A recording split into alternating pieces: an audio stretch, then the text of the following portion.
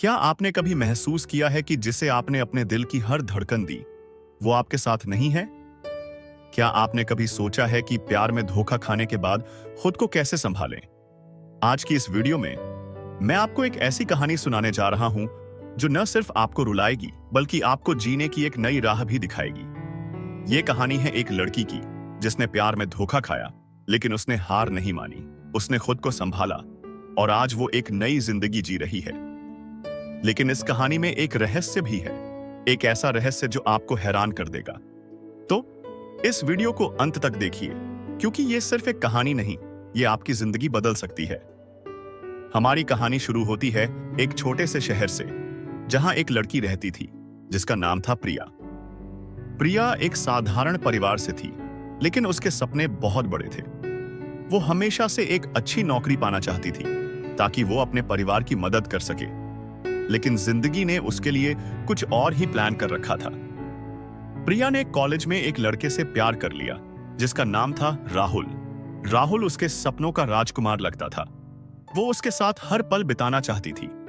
लेकिन क्या आप जानते हैं कि प्यार कभी-कभी कितना धोखा दे सकता है? एक दिन प्रिया ने राहुल को किसी और लड़की के साथ देखा। उसका दिल टूट गया। उसे लगा कि उसकी दुनिया खत्म हो गई है। लेकिन क्या सच में ऐसा था?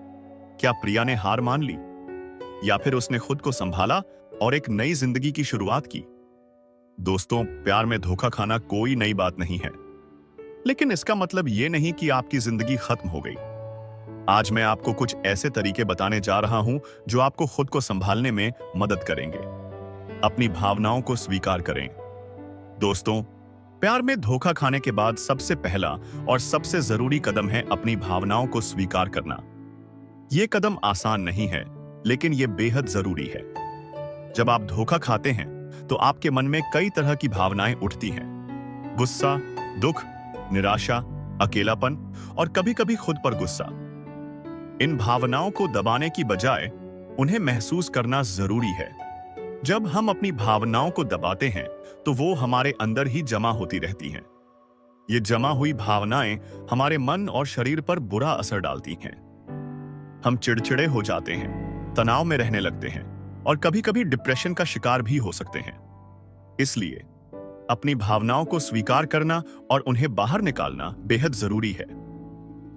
अपनी भावनाओं को स्वीकार करने के लिए आप कुछ आसान तरीके अपना सकते हैं। ये तरीके न सिर्फ आपको राहत देंगे, बल्कि आपको खुद को समझने में भी मदद करेंगे। डायरी लिखें। अपनी भावनाओं को कागज पर उतारना एक बहुत ही असरदार तरीका है। जब आप अपने दिल की बात लिखते हैं तो आपको एहसास होता है कि आपके अंदर क्या चल रहा है। यह आपको एक तरह से खुद से बात करने का मौका देता है। रो लें। रोना कोई कमजोरी नहीं है। यह एक प्राकृतिक तरीका है जिससे हमारा शरीर तनाव और दुख को बाहर निकालता है। अगर आपको रोने का मन कर रहा है तो रो लें। यह आपको हल्का महसूस कराएगा। किसी से बात करें। अपनी भावनाओं को किसी करीबी दोस्त या परिवार वाले से शेयर करें। कभी-कभी सिर्फ बात करने से ही हमारा दिल हल्का हो जाता है। याद रखिए, आप अकेले नहीं हैं। मेडिटेशन और सेल्फ रिफ्लेक्शन। मेडिटेशन और सेल्फ रिफ्लेक्शन आपको अपनी भावनाओं को समझने में मदद करते हैं। ये आपको शांति देते हैं और आपको खुद के साथ जुड़ने का मौका देते हैं। भावनाओं को स्वीकार करने के फायदे। जब आप अपनी भावनाओं को स्वीकार करते हैं तो इसके कई फायदे होते हैं। आप खुद को बेहतर समझ पाते हैं, आपका मन हल्का हो जाता है और आप आगे बढ़ने के लिए तैयार हो जाते हैं। प्रिया ने भी ऐसा ही किया था। जब उसने राहुल को धोखा देते हुए देखा तो उसने अपनी भावनाओं को दबाने की बजाय उन्हें स्वीकार किया। वो रोई, उसने अपने दोस्तों से बात की और उसने अपनी डायरी में अपने दिल की हर बात लिखी। उसे बहुत राहत मिली और वो आगे बढ़ने के लिए तैयार हो गई। खुद को समय दें। दोस्तों, प्यार में धोखा खाने के बाद जब आप अपनी भावनाओं को स्वीकार कर लेते हैं तो अगला कदम है खुद को समय देना। यह समय आपके लिए एक उपहार की तरह है जो आपको खुद को ठीक करने, समझने और आगे बढ़ने का मौका देता है। लेकिन यह समय कैसे दें और इस समय का सही इस्तेमाल कैसे करें, चलिए मैं आपको बताता हूं। जब हम किसी इमोशनल दर्द से गुजर रहे होते हैं तो हमारा मन और शरीर दोनों थक जाते हैं। ऐसे में खुद को समय देना बेहद जरूरी होता है। ये समय आपको खुद को समझने, अपनी गलतियों से सीखने और नई ऊर्जा के साथ आगे बढ़ने का मौका देता है। प्रिया ने भी ऐसा ही किया था। जब उसने राहुल को धोखा देते हुए देखा तो उसने खुद को समय दिया। वो रोई, उसने अपने दिल की बात सुनी और धीरे धीरे खुद को संभाला। ये समय उसके लिए एक तरह से खुद को फिर से खोजने का मौका था। खुद को समय देना सिर्फ अकेले बैठने का नाम नहीं है। ये एक प्रक्रिया है जिसमें आप खुद के साथ जुड़ते हैं, अपने आप को समझते हैं और नई ऊर्जा के साथ आगे बढ़ने की तैयारी करते हैं। यहाँ कुछ तरीके हैं जो आपकी मदद कर सकते हैं। नई चीजें सीखें। नई चीजें सीखना आपको एक नई ऊर्जा देता है। ये न सिर्फ आपका ध्यान भटकाता है, बल्कि आपको आत्मविश्वास भी देता है। प्रिया ने भी इस दौरान पेंटिंग सीखी और ये उसके लिए एक तरह से थेरेपी की तरह काम किया। प्रकृति के साथ जुड़ें। प्रकृति के साथ जुड़ना आपके मन को शांति देता है।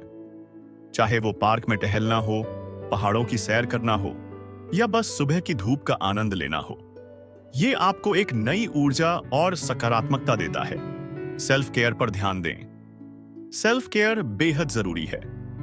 ये आपको न सिर्फ शारीरिक रूप से बल्कि मानसिक रूप से भी मजबूत बनाता है। अपने आप को प्यार दें, अपने शरीर और मन की देखभाल करें।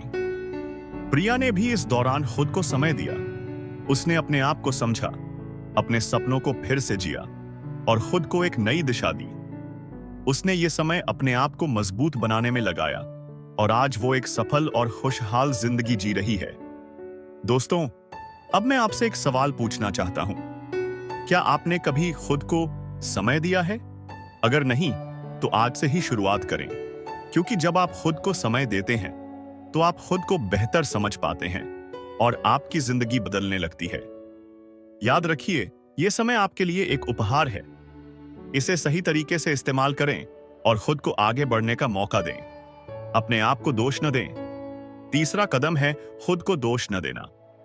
धोखा खाना आपकी गलती नहीं है। प्रिया ने भी यह समझा कि राहुल का फैसला उसकी गलती नहीं थी। आप भी ऐसा ही सोचें।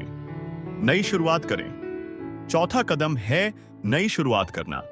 प्रिया ने अपने करियर पर फोकस किया और नए दोस्त बनाए। आप भी ऐसा कर सकते हैं। नई चीजें सीखें, नए लोगों से मिलें और अपनी जिंदगी को नई दिशा दें। तो जैसा कि वीडियो की स्टार्टिंग में मैंने आपसे बोला था कि इस कहानी में एक रहस्य भी है।